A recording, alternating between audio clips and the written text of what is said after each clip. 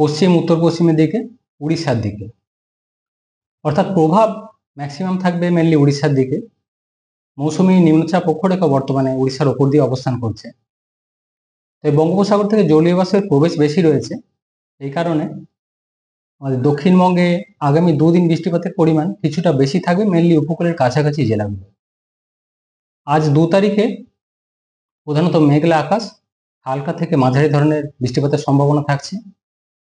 দু এক জায়গায় ভারী বৃষ্টির সম্ভাবনা থাকছে, যেমন দক্ষিণ চব্বিশ পরগনা, পূর্ব পশ্চিম মেদিনীপুর, ঝাড়গ্রাম, সেই সাথে পার্শ্ববর্তী দু একটা পশ্চিমের জেলা যেমন বাঁকুড়া, পুরুলিয়া। এই জেলাগুলো দু এক জায়গায় ভারী বৃষ্টির সম্ভাবনা থাকছে 2 তারিখে।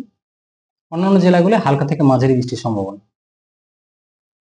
3 তারিখেও প্রধানত মেঘলা আকাশ থাকবে, হালকা থেকে মাঝারি ধরনের বৃষ্টিপাতের সম্ভাবনা থাকছে সব জেলাগুলোতেই।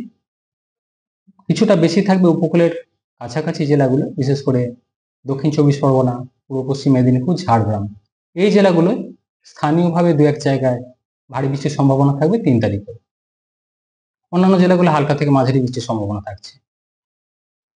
4 তারিখে বৃষ্টিপাতের পরিমাণ কিছুটা কমবে, তবে হালকা থেকে মাঝারি বৃষ্টি 4 তারিখেও কন্টিনিউ করবে। আগামী 3 দিন 2 থেকে 4 তারিখ দক্ষিণবঙ্গের জেলাগুলো দু এক জায়গায় বজ্রবিদ্যুতেরও সম্ভাবনা থাকছে। 5 তারিখ থেকে বৃষ্টিপাত যেটা কমবে পরবর্তী 2-3 দিন। কলকাতা পার্শ্ববর্তী অঞ্চলের জন্য আগামী 2 দিন 2 থেকে 3 তারিখ প্রধানত মেঘলা আকাশ, হালকা থেকে মাঝারি ধরনের বৃষ্টিপাতের সম্ভাবনা থাকছে। 4 তারিখেও বৃষ্টিপাত কন্টিনিউ করবে, বৃষ্টিপাতের পরিমাণ তো কিছুটা কমবে। তারপর মেনলি 5 তারিখ থেকে বৃষ্টিপাতের পরিমাণ বেশ খানিকটা কমে যাবে পরবর্তী 2-3 দিন। মৎস্যজীবীদের জন্য সমুদ্রে দমকা হাওয়া থাকার কারণে আগামী 2 দিন 2 থেকে 3 তারিখ সমুদ্রে যেতে নিষেধ করা হয়েছে। উত্তরবঙ্গের জন্য মেনলি উত্তরের কয়েকটা জেলা যেমন জলপাইগুড়ি, আলিপুরদুয়ার, কালিম্পং, এই জেলাগুলোয় আগামী 2 দিন 2 এক জায়গায় স্থানীয়ভাবে ভারী বৃষ্টির সম্ভাবনা থাকছে।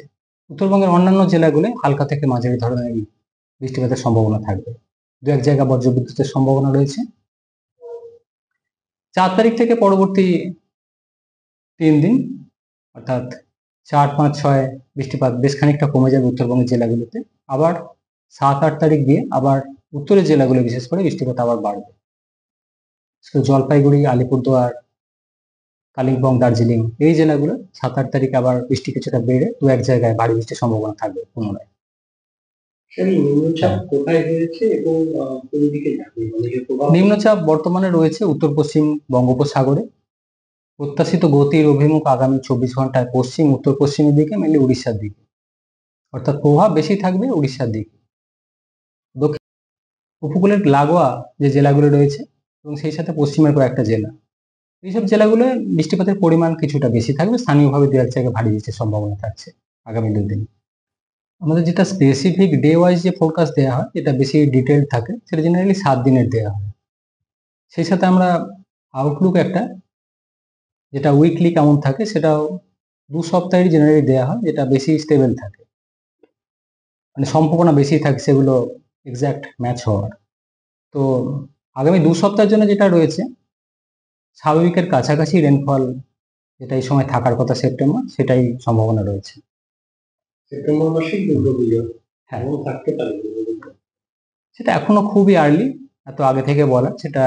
তবে যেহেতু বর্ষাকাল জেনারেলি আমাদের উইথড্র হয় মনসুন আমাদের এরিয়া থেকে সেপ্টেম্বরের সেকেন্ড উইকে, 10 তারিখের পর, অক্টোবর।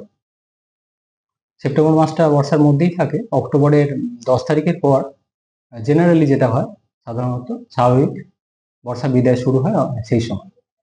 ফলে এবছর দুর্গাপুজো যেটা আগে হচ্ছে সেপ্টেম্বরে, বর্ষার মধ্যেই পড়ছে। তবে স্পেসিফিক ডে ওয়াইজ সাথে এত আগে থেকে স্পেসিফাই করা সম্ভব না, এটা পরে টাইম টু টাইম আপডেট দেওয়া হবে।